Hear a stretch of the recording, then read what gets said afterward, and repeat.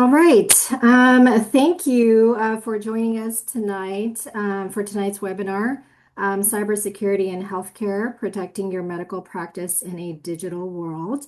My name is Lisa Lee, and I'm pleased to welcome you on behalf of the LA County Medical Association. LACMA is committed to supporting physicians through practice solutions, advocacy, and community engagement. We're proud to host this important conversation as cybersecurity becomes an increasingly critical issue in healthcare. Tonight's session will offer practical strategies to help medical practices understand risks, strengthen defenses, and stay compliant. Before we begin, just a few quick reminders. If you all could please remain on mute throughout the presentation to minimize background noise. If you have questions during the session, please enter them into the chat box. We'll address them during the Q&A portion at the end. Tonight's webinar is being recorded, and we'll share the recording and the slides with all the participants following the webinar. This webinar is eligible for one AMA PRA Category 1 credit, so be sure to stay for the full session to claim your CME. We will drop a link to the CME attestation form into the chat, so please be sure to fill that out. So with that, I'm happy to be joined tonight by a fantastic panel of experts. John has spent nearly a decade helping MSPs grow their businesses by refining how they engage prospects and deliver value. With a background in sales and business development, he bridges the gap between technical solutions and business outcomes. John brings practical insights and energy to every conversation, grounded in a deep understanding of how MSPs protect data and support client success. Roman is a sales engineer at Blackpoint Cyber with over a decade of experience helping organizations secure and scale their IT operations. His background includes roles at NinjaOne, CrowdStrike, VMware, and Dell, with expertise in cybersecurity frameworks like NIST, HIPAA, and ISO 27001. Justin Murphy, president of G&T Tech, brings deep expertise in IT solutions tailored for healthcare environments. And Dave Bader, chief business development officer at G&T Tech, focuses on strategic partnerships and cybersecurity readiness. We're excited to dive into this important topic with you. Let's get started. John and Roman, please take it away. Thank you so much, Lisa. One of the things is, as we go through, please at any point, if you have a question, drop it into the chat. We'll monitor those. We'll go through the Q&A as we get towards the end of the session. One quick, there we go. One quick disclaimer before we dive in: no planner, reviewer, faculty, or staff for this activity has any relevant financial relationships with ineligible companies. So I want to take it actually outside for a moment relative to cybersecurity, relative to the healthcare space. And I want to take us to something that's all relatable for us. Sometimes, unfortunately, as in my case, it's very impactful. But I want to talk about fire prevention and firefighting for a moment, and then we'll pull it back into cybersecurity and the healthcare side of things. So firefighting, and if you've had an experience like this, I apologize. My wife and I had a house fire about 15, 16 years ago. It is frantic. It is sudden. It is chaotic. It's very emotional watching something you cherish burn. And it's just the aftermath is hard to recover from. It brings out the emotions. It brings in the financial impact. And it brings in that process of trying to resurrect to some degree where you were. Fire prevention side, if we're honest, it's a little boring. We tend to find reasons not to deal with it, not to talk about, hey, this is really something I need to get to now. I'll deal with that side of it later. And we see the correlation when it comes to cybersecurity, ransomware, healthcare industry, etc. So if you've ever dealt with a ransomware attack, it's all of those things. It's sudden, it's chaotic, it's uncomfortable, it's uncertain, it's got big financial impact, it's got lasting impact. So we want to help you focus more on that preventative side and what kind of prudent steps you can take when you're planning and dealing and doing everything you can to reduce risk and exposure. So one of the realities is the healthcare space is targeted more than any other space in the industry. 28% of breaches happen in the healthcare industry. So it's vast. The reality to the end goal of a bad actor is patient data. It's all the information they can acquire and what they can do with it. And so today's session is going to focus on takeaways that you can apply. And even if you're applying them to some degree now, ways you can amplify or improve them, and in that ongoing fashion, reduce your risk, reduce your exposure, and make sure you're, again, making the best decisions possible. So as we go through, we're going to talk about some threats. We're going to talk through examples, big and small. We're going to talk through the realities of phishing, and it's still the number one way that bad actors get into a system. We're going to talk about patient care, financial stability for your practice, the impact on reputation, and the impact on financials.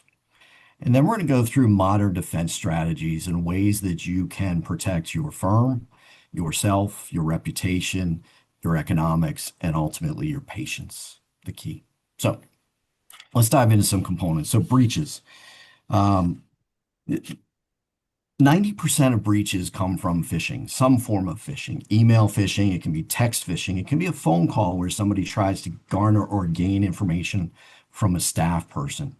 So PHI is protected health information, EMR is electronic medical record side of things, and it massively disrupts care, which we'll focus on. Cyber attacks, they cause delay in treatment and patient harm. Think about a simple throwing a pebble in a pond and the ripple effect that occurs once a breach comes into play. It goes throughout the system. We're going to talk about the Change Healthcare breach that occurred last year, probably the biggest in the healthcare industry side of things, well known, and we're going to talk through some smaller ones. But what that Change one did, it impacted scheduling, it impacted billing, it impacted patient care, and it just rippled throughout the system.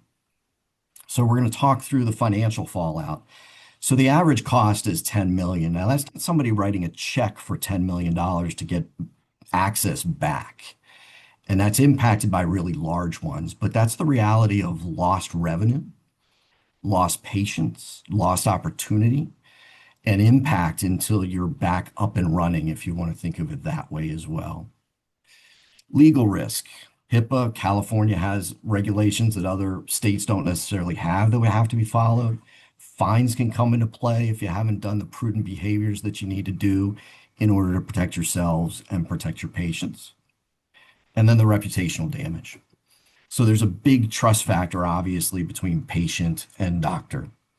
And the impact on the reputational side for the firm, for the practice can be vast. And it can be hard to recover from that impact and build the business back up again. So as we dive into some of the detail matters, let's talk about the phishing side first and foremost.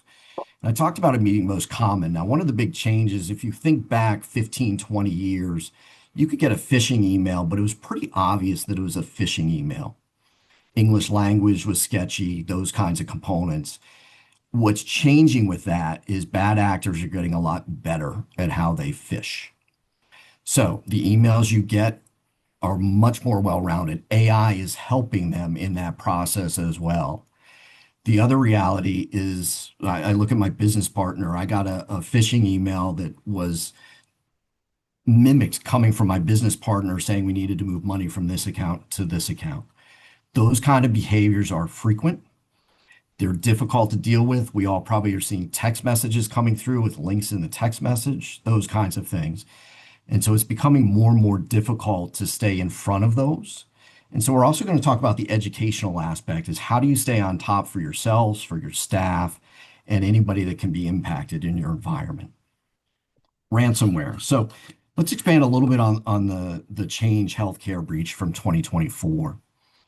It's now to the point where 190, roughly 3 million Americans were affected by it. Change had tentacles throughout the healthcare system across the country. That's why it became so vast.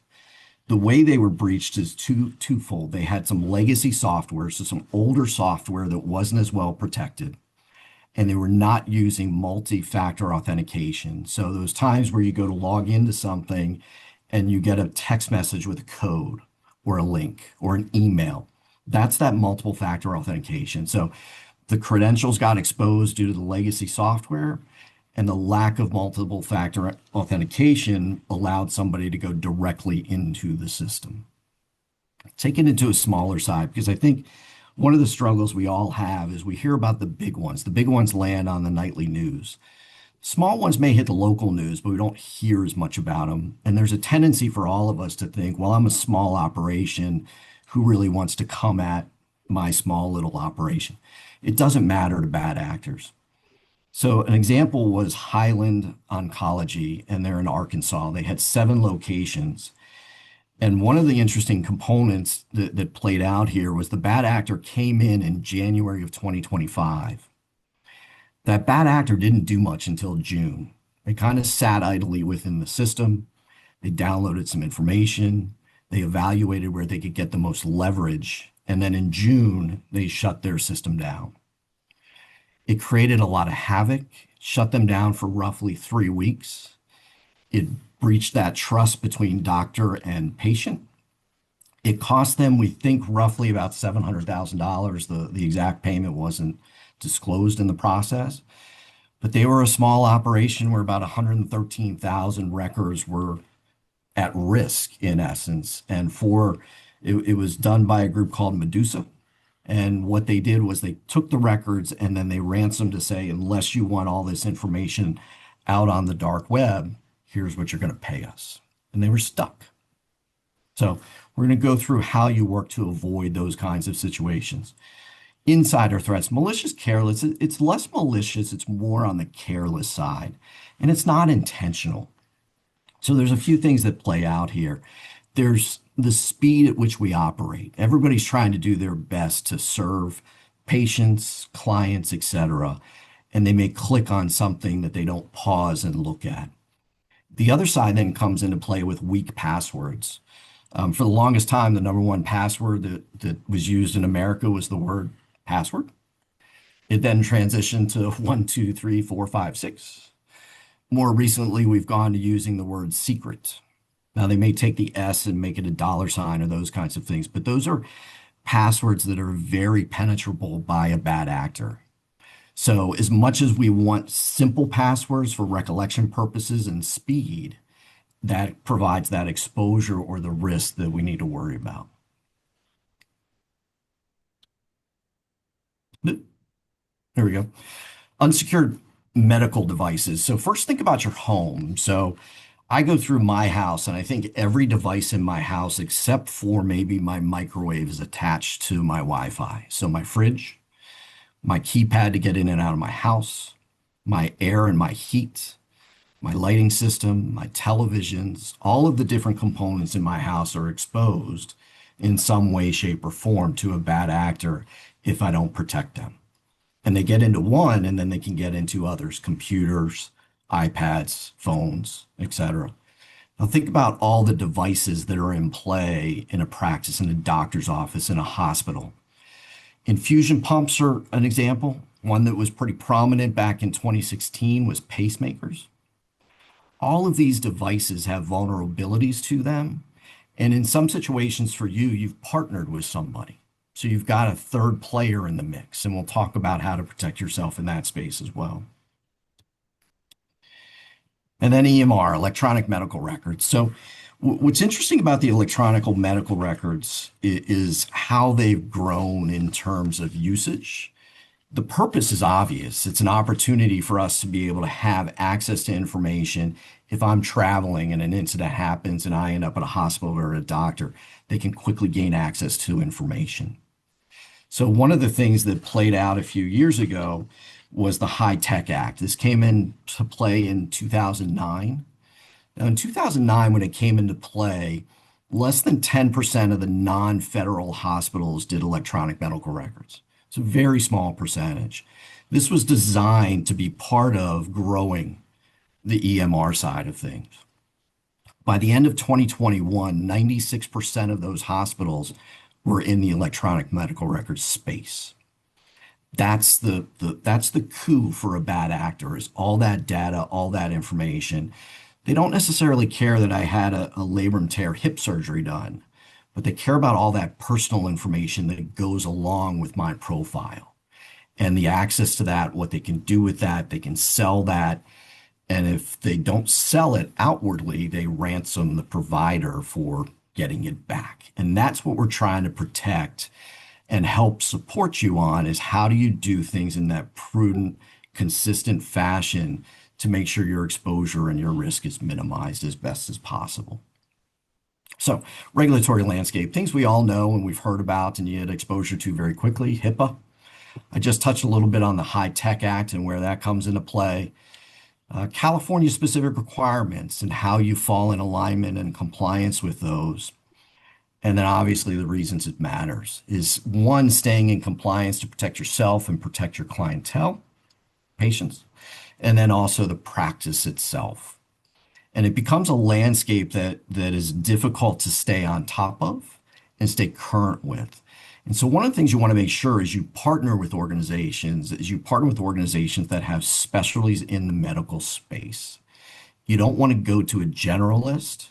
You want to go to somebody who really focuses, works specifically with doctors, doctor practices, and the healthcare industry. You want to make sure they've got that expertise and they can support you when and how that's needed. So let's go a little bit deeper on the electronic medical side of things. Um, we've talked about the high value target is the patient records and the information that's inside of that. Next up is access controls. One of the things to think about is the people associated with your practice. What do they need access to do their job? And what is giving them access to information that's beyond that that just prevents or provides exposure to risk? So what we look at is the role and having permissions associated with the role as to what information and data they can get exposure to and have access to. And by keeping it in the framework of the role that they have, it minimizes that exposure and risk. Okay? Encryption, secure, and storage. When information's in motion, you need to make sure it's encrypted. In motion can be as simple as a record is being transferred via email. The other side of it is when it's at rest, when it's sitting on the cloud and the server. Keeping it encrypted adds that layer of protection and makes it that much harder for a bad actor in play. Activity logging and monitoring. One of the things to look at for your practice is how you can minimize risk associated with breaches by having a firm play a role as a bad actor and doing, in essence, a penetration test. And so they're trying to find out in your system where the risk lies before a bad actor tries to make that play. And by doing that penetration test, you start to understand where your risk lies, where your exposure is, and then how to protect yourself. And then it all encompasses that compliance alignment and making sure that the different pieces from the compliance standpoint you're adhering to with the processes and the systems you have in place, again, protecting yourself and protecting that client data. Okay. I want to shift a little bit. I want to get Roman involved. I want to have him talk a little bit more about modern defense strategies. And then we're going to get into more of that best practices list, things that if you're not doing, you should explore quickly, and things if you are doing, you should evaluate if you're really going about the right way. So with that, Roman, can you take over? Yes, sir.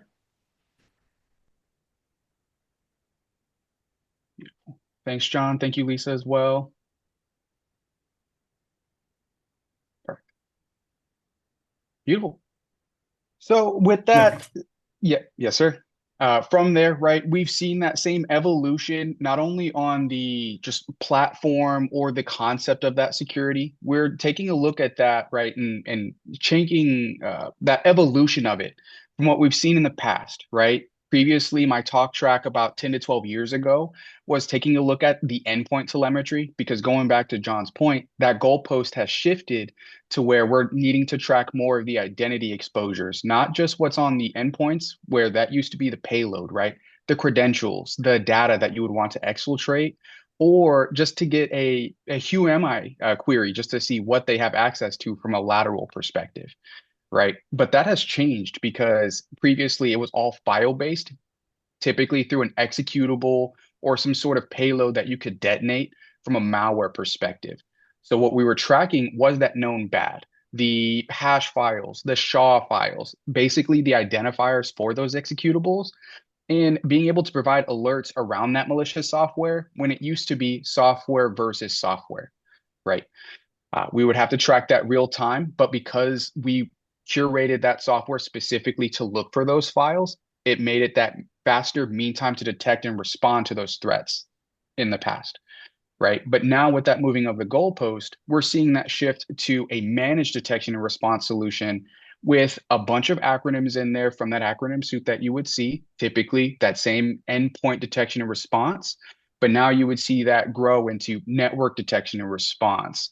Or you would see this in a new acronym of XDR, extended detection, looking at the full picture, everything top to bottom, east to west, north, south.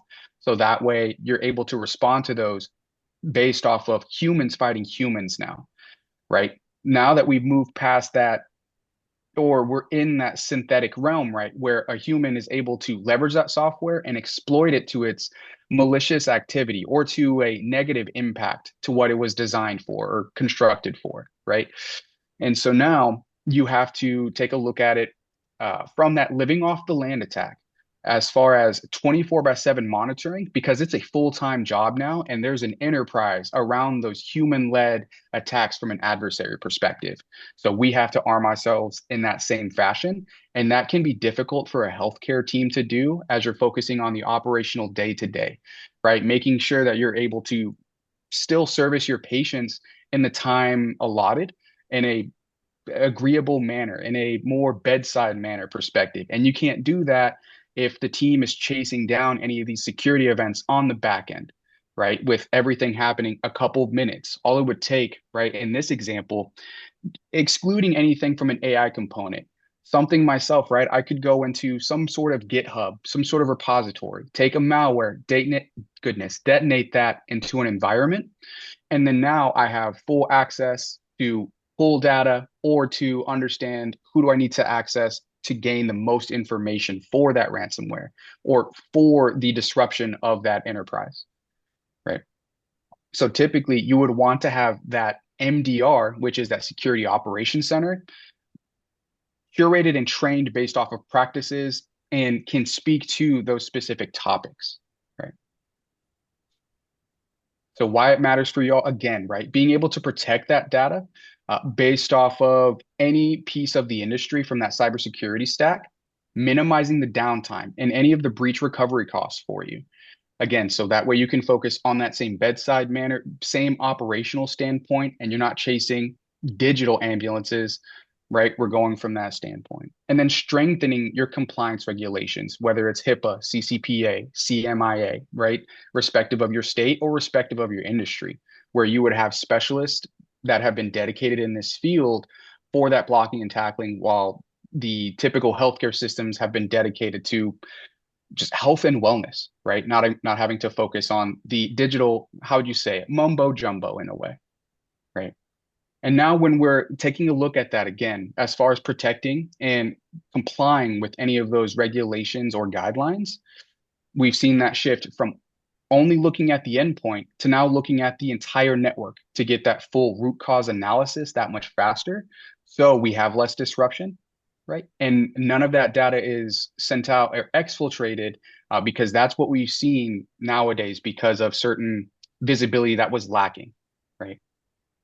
Not only just detecting the malware, the file-based attack, but also looking at that, what is quote unquote tradecraft protection, living off the land attacks, anything from PowerShell scripting, or to leveraging something as far as a DLL from that detonation that would give me more data that I can use nefariously, right? Again, looking at it from not only that software versus software, but looking at it from humans responding to that. So that way we can have and limit the false positive rate based off of you're correlating everything in that industry now or in that software stack. there will be some points of failure if it's all automated to a degree. You still need that human component. Again, that synthesis, both tools working in tandem together. And then not only looking at it from internal IT security staff, being able to staff them, train them to be able to have that blocking and tackling. But again, they would be siloed in their operational standpoint or their security stack. To where now you can outsource that to a trained team of analysts that would still work with your teams hand in hand, but it's basically you're not paying them benefits in that way, right? And then from there, we would have some of our best practices or defense strategies around that workflow. Going back to John's point again, right? Enforcing MFA or at least a way to authenticate that user context, because that's getting harder to delineate now with AI. As far as I could use Claude or any other AI software or platform, like language model, to brute force any of this activity that used to take a human maybe hours to curate, and these can be done in minutes now, right? So you need to authenticate, typically not with captchas, right? You would authenticate with biometrics or going through a secondary tool, right? A third-party authentication solution.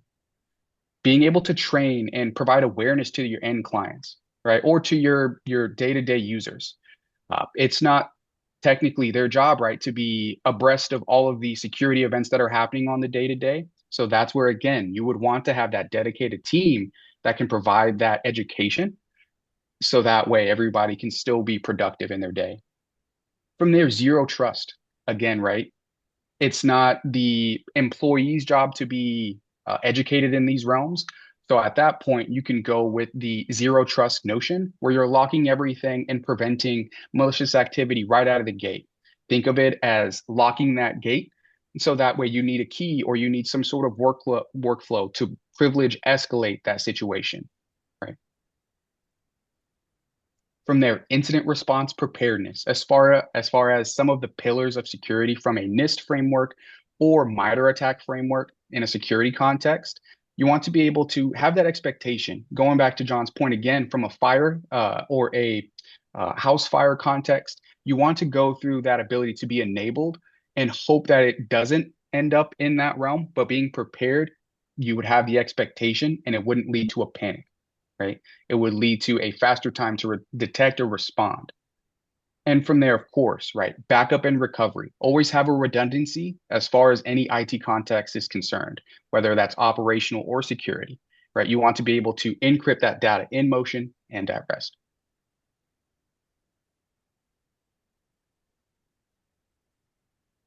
Awesome. And from here, now we have a real world case study going back to John's point from that change healthcare workflow. Now, what you have seen from that, going back to his previous point, was that it was in that realm. Excuse me. We have, and I like to use an example in theory, right? This would be a similar workflow, but what we're wanting to track, or what this really boils down to, is the Internet of Things, the edge case, the SASE devices, right? That you're seeing in the environment. It could be something that you would have seen from any retail stores previously. I always currently like to use the example of an Xbox that you could have in this healthcare context, right? To where, based off of that gaming system, having access to your internal network at home from a consumer context, right? That by itself is benign. But then you would have the vulnerability that you're not aware of, that you could use that for lateral detection for devices in that same Wi-Fi network, to where I would be able to take a look at my own laptop based off of that enumeration. If I'm sending in, say, some sort of email or some messaging link to my Xbox telling me to click a link to detonate or to redirect me in my processes to an external source, right? To somebody's RDP session or to their PC in general. From that context, they would be able to enumerate or do a who am I query in the environment to gather, all right, what devices are in this network, this home network? What do they have access to from a VPN perspective, from a network adapter perspective? So they can peel those credentials back. And then when they go into the actual environment of that medical institution, now they have the keys to the kingdom to that ERP system, right? Or to that ERM system. So now all of the electronic data they already have available to them. So that really brings the point home, going back to those best practices, right? As far as authenticating based off of my context, what do I have access to? If I see that I'm doing something suspiciously based off of visibility, how do we disrupt that? How do we respond to it? Breaking that down.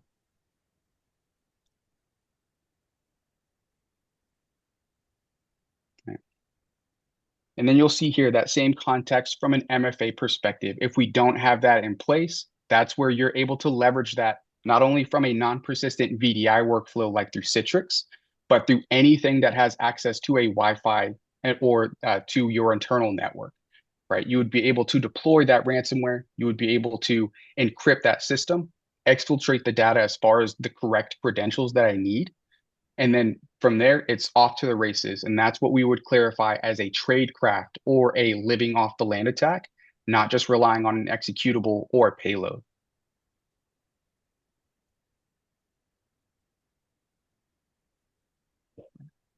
And then all that to say, bringing that point home as far as the impact or the cost to the end clients in this typical situation, to where you would see records exposed, right, based off of the identity. We typically had only seen something of that large nature from gaming environments, going back to, say, a Zynga breach from a dark web exposure previously, right, which would be in the same vein of this healthcare situation, which is even more locked down in theory from a zero trust nature, or if we're lacking MFA, right? So from that context, it disrupted the billing and claims processing, in theory, disrupting all of that blockchain in the process, causing more from a budget standpoint. And then as far as costs paid back to any attackers, and that's one thing, there is no guarantee, even in today's day and age, that if you pay that ransom, you'll get that data back. At that point, there's always the capability that even if you pay that ransom, they will exfiltrate that data to the dark web in general, no matter what, because of the nefarious workflow. Hey, Roman, before you go through the little bit Oh, of a smaller clinic case, could you talk a little bit sure. more about that education and awareness side and the difficulties on sort of staying on top of things and how firms can get experts into their space to keep them up to speed? Because I think one of the big things that gets missed is we as a business, we educate on the retirement plan, on the health insurance plan, on different things like that. But it seems to be a gap that a lot of firms face is getting that ongoing updating and consistent information to stay aware and know what to look for. Sir, yeah, that's a great point, John. And this really, on one side, drills a point home. Sometimes those solicitors have great ideas. No, in theory, you want to be able to know who your resources are internally to your team, leveraging your Right. IT teams in general, right? As far as what context that they have, if they've let or joined from an external team, to say, what were you guys doing over there to lock down your systems to provide that MFA workflow? Because it's always, you don't know what you don't know, right? And if you're only focusing on what's based off of those compliance regulations and not what's going off of industry trends as well, that will be a difficult process to build out. So you would need someone from a context like myself, or a vendor that is, to John's point, specifically focused on a compliance regulation like HIPAA, CMMC, right? Or any of the respective California regulations there, to give maybe that faster data point as far as when did that breach occur and how was it responded to from that overall root cause analysis. So it's a continued education, right? It's not something to where you'll be able to jump in and dive in head first. You always have to dip your toes and understand who is my resource that is my champion for that knowledge. Yeah, we talk about the speed of change and the difficulty of staying on top, and everybody's trying to really focus in on their own behavior and the medical side and the speed of change and new everything from drugs to equipment to approaches and procedures and staying on top of all of that. And at the same time, trying to remain aware of all the different things the bad actors are doing to protect yourself and your firm and all those kinds of things. It's difficult. It really is. Yes, sir. I always like to say, even with IT or security, it still takes a village. You need to have one of those Yeah. specialized members that can speak to it or know who to go to speak to it. Yeah. And now, if we look at a small clinic ransomware attack as an example, say we take out all of the best practices that we've been talking about, right? We have no MFA. We have just maybe a legacy system. Before it was all physical paperwork, everything was done in person, right? And now we're taking the motion to digitize that workflow. We want to be able to spin up maybe a database and a server, or we want to be able to push it to a infrastructure as a service provider potentially, or a platform as a service provider. That goes back to that point. You want to make sure, or it's typically best practice to make sure that that vendor that you do from a cloud or hybrid perspective has your best interests at heart with those compliances, right? To confirm, what is your stance, team, on that HIPAA workflow? How would you feel that that would be best to fill in the gaps on my side? Right? Because if we take in this example, we start to digitize all of that information into a specific server, right? That's on-prem, or we go to a virtual machine that is still within your local network, right? Without any of those safeguards from an MFA perspective, conditional access, you're realistically looking at just using an EDR platform, right? That endpoint or that antivirus solution, something that you would have seen in the past, right? McAfee, Symantec slash Norton, or something like Trend Micro, Sophos, right? To name a few that you've seen over the past decade or two. And that wouldn't necessarily be enough going back to that previous talk track, right? Because if we're only looking at the file-based attacks or just something that is a malware or an executable, I myself could walk into that same clinic that doesn't have any of those physical safeguards in place, so those digital safeguards in place. And all I would need to do is have that conversation. To John's point, I could talk to whoever the IT admin is and ask, right, what is the information here? Or say I'm part of a pen testing team, right? I need to understand what are the keys to the kingdom. Here are my credentials. You give me your credentials, and this is a tried and true workflow, right? It could always work down that way. So that's where you would want to have that visibility sake as far as tracking the email security, any links that could be sent out based off of that small clinic, right? I myself could send out an exfiltration link for any data based off of SharePoint or OneDrive. How are you tracking that to this day and age as far as that breakdown? And if that's something that you can't necessarily answer for, that's where you would want to focus on, right? And have that conversation with a vendor that is looking at it from that MDR perspective, right?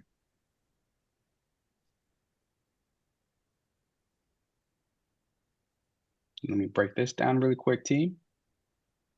And then in this example, right, not just talking about it conceptually, but if we have the event, like again, right, we have those three doctors in a local clinic that was hit by a ransomware attack. Maybe they didn't have a business disaster recovery solution in place.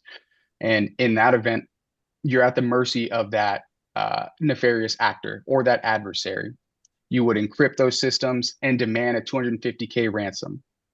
From there, not only is the uh, not only is the ransom to play, but then again, the disruption to all of your systems, making sure that any of those healthcare providers cannot provide the necessary services to those patients, right? That's where you would see that impact in anything as far as appointments canceled, delayed, which could provide any of that continuity or care to users or to patients that might need regular medication or regular investigative pre-op or surgery, things of that nature. And that would all be cut and stopped based off of disruption to the network in a way that in that section, right? So not And only the is it other a loss reality, of, oh yeah, go ahead, John. I'm sorry, I was just going to say, Ram, the other reality for some a small clinic or a small practice is it may not survive a ransomware attack as far as the business side of the model goes. And so that exposure and downtime and lost patients and those kinds of things can ultimately end the business. It always boils down to perception and that reputation. Yeah.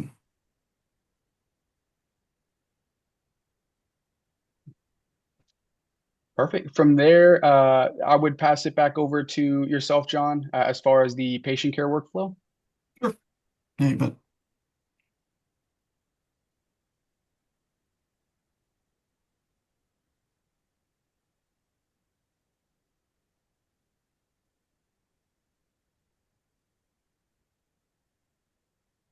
Yep.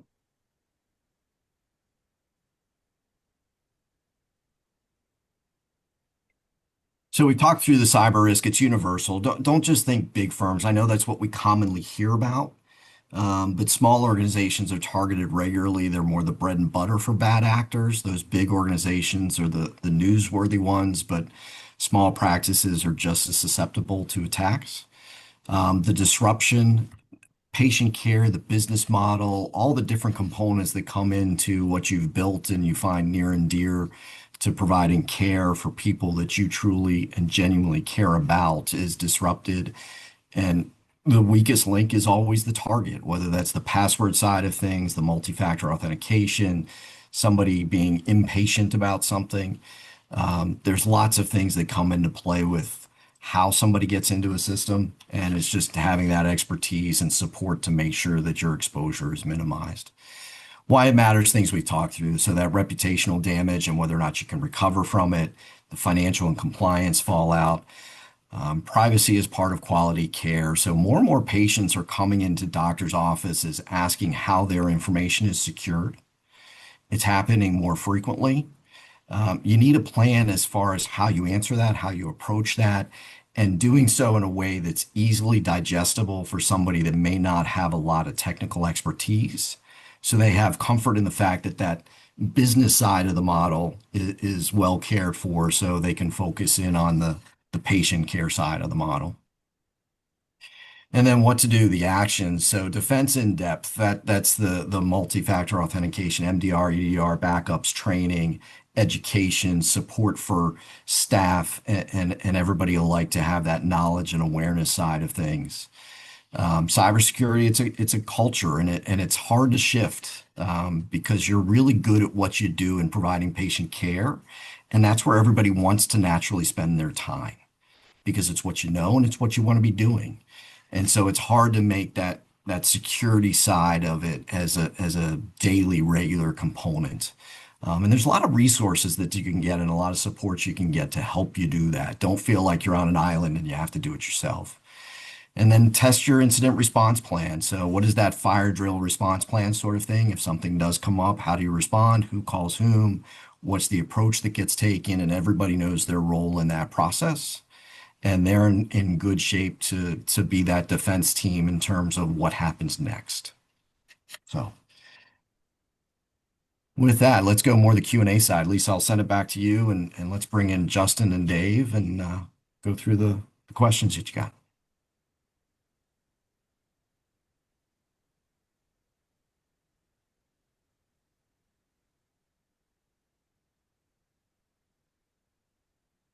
Lisa, we can't hear you. Hello?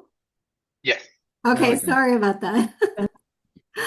Okay, so I'm gonna add you all into the spotlight so you can answer your questions. Um,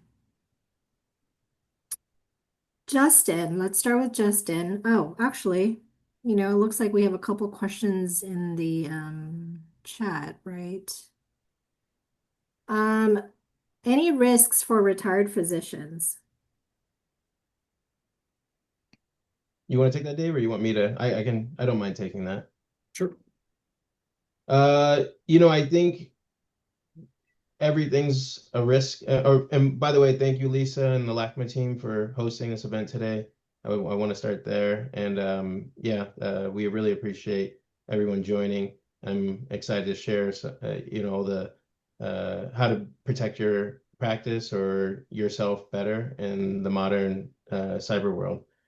So, I think retired physicians, I think everyone's a target. I don't want to say, retired physicians versus the working physician is any different, honestly. I think everyone needs to be vigilant about what you're clicking, what you are actually downloading to your computer, how you guys access your email, MFA. And this doesn't just, I wouldn't put this as just email. You need to look at your bank accounts and any data that you want to protect.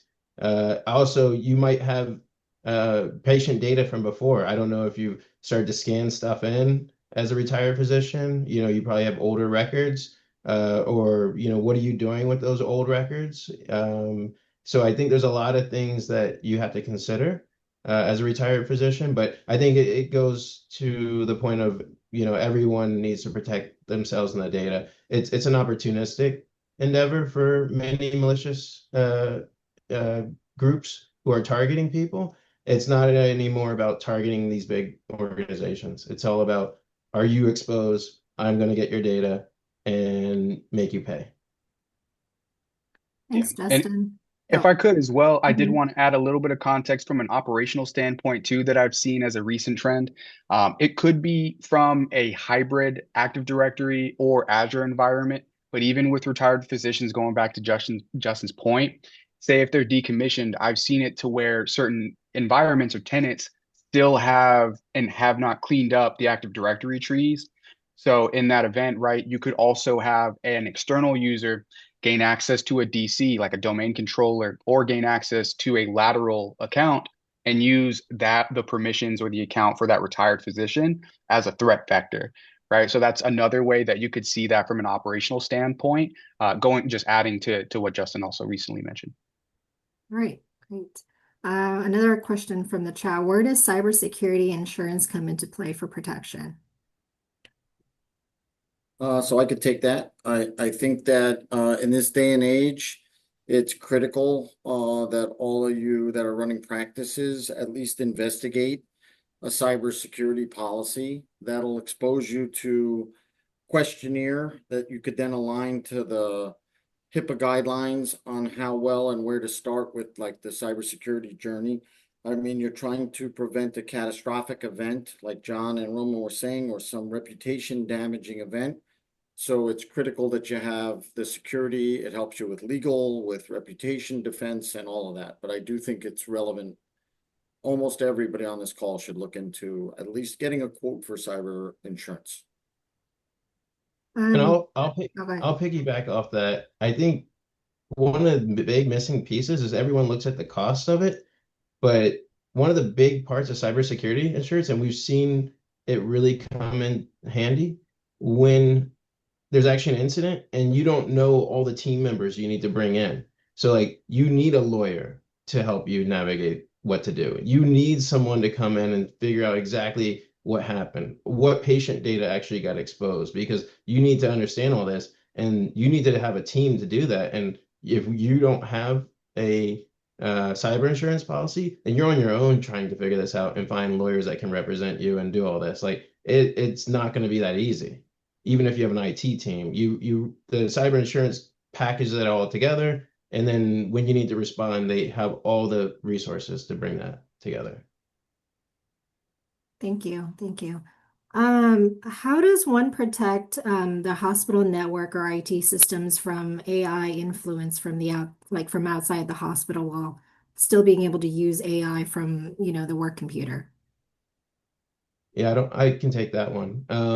I think there's a few things that is important with AI is one, you need to understand which AI tools you're using and dive into what data when you're entering it into the AI tool and and prompting it for questions. You need to understand how that data is being used. Is it going to the large language model backend and then it's being used for other search? What we've seen happen is someone doesn't realize their data is exposed and then it gets into the AI model and other people can search and then it brings up sensitive data through these AI systems.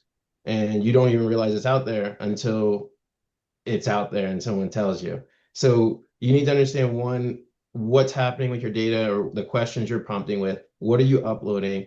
And then there's ways of actually monitoring. There's tools out there now that actually monitor your data internally and what you have versus what's in these AI models and just has some compliancy around it. And then you can manage your risk there.